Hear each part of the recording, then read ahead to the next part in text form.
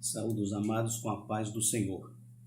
Meus amados, desejo compartilhar com os irmãos uma palavra que está no livro de Hebreus, capítulo 11, versículo 13, 15, versículo 13, 14, 15 e 16. Diz assim a palavra de Deus: todos estes morreram na fé, sem terem recebido as promessas, mas vendo-as de longe e crendo nelas, e abraçando-as, confessaram que eram estrangeiros e peregrinos na terra. Porque os que isto dizem claramente mostram que buscam uma pátria, e se na verdade se lembrassem daquela de onde haviam saído, teriam oportunidade de tornar. Mas agora desejo uma melhor, isto é, a celestial, pelo que também Deus não se envergonha deles, de se chamar seu Deus, porque já lhes preparou uma cidade.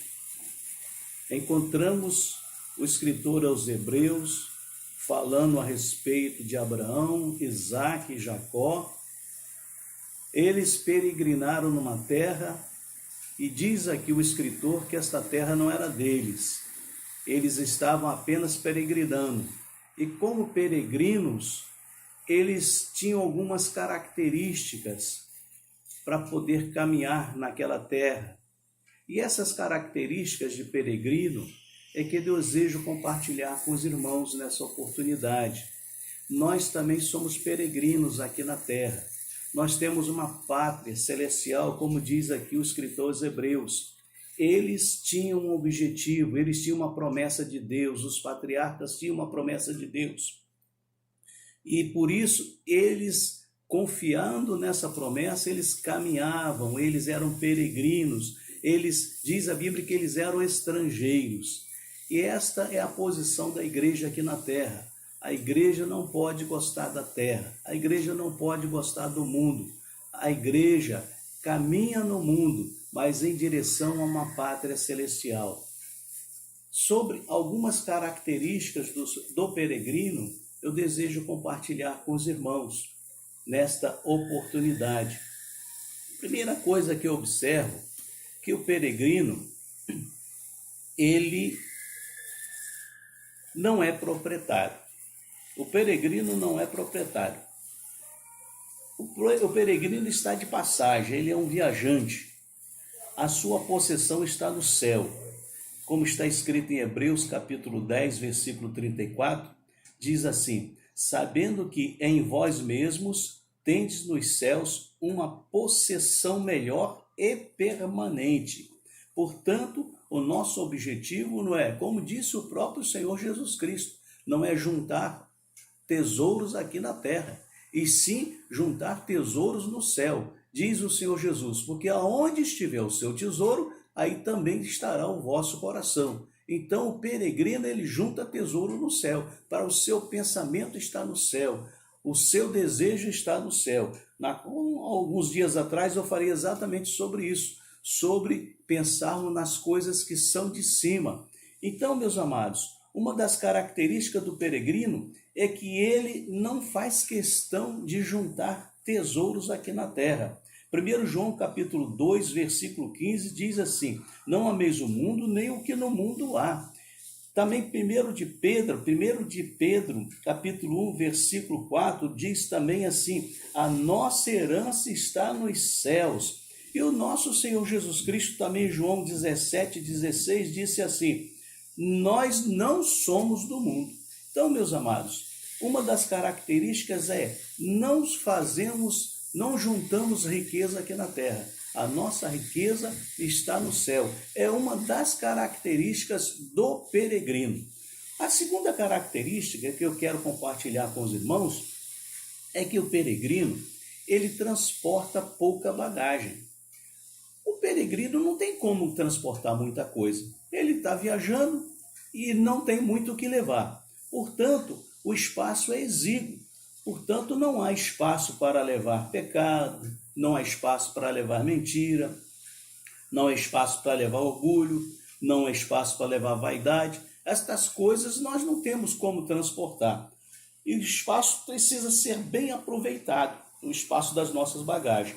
Portanto, Uma das coisas que podemos carregar e levar conosco é amor ao próximo, a caridade, o gozo, a paz, a longanimidade, a benignidade, a bondade, a fé, a mansidão, a temperança, tudo isso resumido no fruto do Espírito. Esta bagagem nós podemos levar. Agora, orgulho, mentira, nada disso tem espaço na nossa bagagem. Outro aspecto a respeito do peregrino, outra característica, é que o peregrino não se mistura e nem se acostuma com os hábitos do mundo. O peregrino não se mistura e nem se acostuma com os hábitos do mundo. O segredo, o grande segredo da perpetuação da nação de Israel foi exatamente isso, o grande segredo. A gente observa que Israel, quando foi levado para o Egito, tinha uma grande fome na terra que eles estavam, e Jacó, chegando no Egito, ele foi colocado num bom lugar, um lugar agradável, num lugar verde, aquele local que a Bíblia chama de terra de Gósen. Aquilo ali é o delta do Nilo. O delta do Nilo é um lugar, sempre foi um lugar próspero, sempre foi um lugar muito bom, fértil e de grandes pastagens. E ali, Jacó, chegando com a sua família, eles prosperaram muito naquele local. E sendo o José, o seu filho, o segundo governante do Egito, então eles tinham tudo para serem felizes ali, porque afinal de contas era um local bom, agradável, e José era uma autoridade naquele país. Por que pensar em sair daqui? Por que um dia ir embora daqui? Ora, diz a Bíblia que eles tinham promessas. Promessa de um dia voltar para aquele local, para a pátria dele, para Jerusalém deles, para a terra deles. Eles tinham essa promessa. Mas o local que eles estavam era muito agradável. Gente, por que sair daqui? Então, por que vamos ficar aqui? Diz a Bíblia que eles não se misturaram. Eles permaneceram como nação. Eles permaneceram fiéis a eles mesmos. E eles não se misturavam com outros povos. E com isso eles conseguiram formar uma nação dentro de Israel, dentro do Egito. O Egito era como se fosse assim um ventre para protegê-los. Eles estavam ali protegidos de outras nações, de outros ataques. Quem é que ia atacar o Egito? O Egito é como se fosse os Estados Unidos nos dias de hoje. Ninguém tinha coragem de atacar o Egito. Então, ali se formou uma grande nação. E o motivo deles permanecerem e perpetuarem como nação é que eles não se misturavam. A igreja do Senhor, para ser a igreja do Senhor, ela também não pode se misturar com o mundo. O mundo não pode ter hegemonia sobre as nossas vidas. Os hábitos do mundo não podem ter hegemonia sobre cada um de nós. Nós precisamos estarmos livres destas coisas que o mundo tem para nos oferecer. Romanos capítulo 12, versículo 2, um versículo muito conhecido, ele diz assim, olha, não vos conformeis com este mundo. Não conformar significa não tomar forma, não aceitar o que o mundo tem para oferecer. Apesar do mundo ter muita coisa interessante para oferecer, coisas imediatas, coisas bonitas, as coisas do céu, muitas das coisas estão ainda no futuro, mas o Espírito de Deus que habita em nós, ele nos faz, como disse o versículo aqui que eu acabei de ler, que nós temos uma pátria celestial. Precisamos acreditar nisso para vencermos aos ataques do inimigo em nossas vidas. Meus amados, 1 de Pedro capítulo 2, versículo 11, ele diz mesmo assim, amados, peço-vos como a peregrinos. Ele está falando então com quem? Está falando com a igreja, está falando com cada um de nós. Amados, peço-vos como a peregrinos e forasteiros, que vos abstenhais das concupiscências carnais, que combatem contra a alma. Então, é um pedido do apóstolo Pedro para cada um de nós. Está falando com peregrinos. Quem são os peregrinos? Somos nós. E nós não podemos nos misturarmos com as coisas que o mundo tem para nos oferecer. Amados, peço-vos como a peregrinos e forasteiros, que vos abstenhais das concupiscências carnais que combatem contra a alma. Então, meus amados, o peregrino, ele é diferente. O peregrino não pode ser igual àqueles que estão próximos deles, àqueles que estão no mundo. O peregrino, até o seu falar, é um falar diferente. O falar, a gente sabe que o falar às vezes denuncia quem nós somos.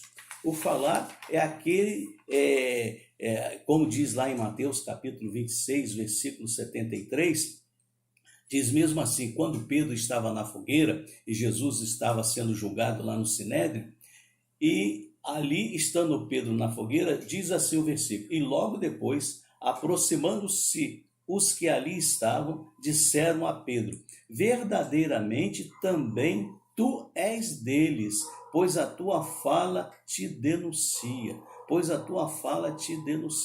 Então, nós encontramos que Pedro, mesmo estando junto deles, o modo dele falar estava indicando que ele não fazia parte daquele grupo. A tua fala te denuncia. Meus amados, é como diz Colossenses capítulo 4, versículo 6, a vossa palavra seja sempre agradável, temperada com sal. Então, quando nós somos peregrinos, pertencemos à família de Deus, nós até no falar nós somos diferentes. Nós não existe espaço no nosso falar para chocarrices. Efésios capítulo 5, versículo 4. São as piadas sem graças, pesadas, que as pessoas vivem fazendo. Nós, como servos de Deus, como peregrinos, não devemos dar espaço para estas coisas. Não é espaço para palavras torpes, como diz Colossenses capítulo 3, versículo 8. Então, meus amados, o sotaque identifica a origem da pessoa e o nosso modo de falar é um modo de falar diferente. Por isso, nós somos peregrinos, somos identificados com essa característica de ter um falar diferente. Amém? Outro aspecto, já concluindo, a respeito do peregrino, é que o peregrino, ele viaja junto. O peregrino não viaja separado, o peregrino ele viaja junto, não tem como viajar separado. Atos capítulo 2, versículo 42, é interessante esse versículo que diz assim, e perseveravam na doutrina dos apóstolos e na comunhão e no partir do pão e nas orações. Portanto, o peregrino, ele está sempre junto com os irmãos, caminhando junto com os irmãos. A koinonia é exatamente isto, é ser participante, ser associado. Nós não podemos estar separados, temos que estar juntos e caminharmos juntos. Sobre este assunto, é importante frisar que precisamos desenvolver mais a integração, as pessoas que se aproximam de nós, integrar ao nosso grupo, integrar ao nosso convívio, trazer para o nosso convívio, porque nós caminhamos juntos para o mesmo lugar. O nosso destino é a pátria celestial. Outro aspecto que eu quero falar a respeito do peregrino é que se o peregrino está caminhando, ele precisa de uma direção. O peregrino não pode caminhar sem direção. Assim como o povo caminhava no deserto e Deus era a bússola, Deus era o alvo, Deus era que conduzia aquele povo, diz a Bíblia que a nuvem durante o dia os conduzia e à noite a coluna de fogo os conduzia. Quando a nuvem ia para a direita, é impensável o povo ir para a esquerda. Quando a coluna de fogo ia para a esquerda, é impensável o povo ir para a direita, porque eles seguiam a nuvem, eles seguiam a coluna de fogo, era o alvo deles, o objetivo deles, seguir a coluna e seguir a nuvem. Meus amados, nós temos também como bússola a palavra de Deus. A palavra de Deus é que nos indica o caminho que devemos olhar. E o nosso alvo é Filipenses capítulo 3, versículo 14. Prossigo para o alvo pelo prêmio da soberana vocação de Deus em Cristo Jesus. Prossigo para o alvo pelo prêmio da soberana vocação de Deus em Cristo Jesus. Portanto, a palavra de Deus não pode ser negligenciada das nossas vidas. Como peregrinos, precisamos da palavra de Deus, que ela seja abundante em nossas vidas, para seguirmos, para prosseguirmos em direção ao nosso alvo. Concluindo estas palavras, meus amados, quero que saibam que nós somos do céu.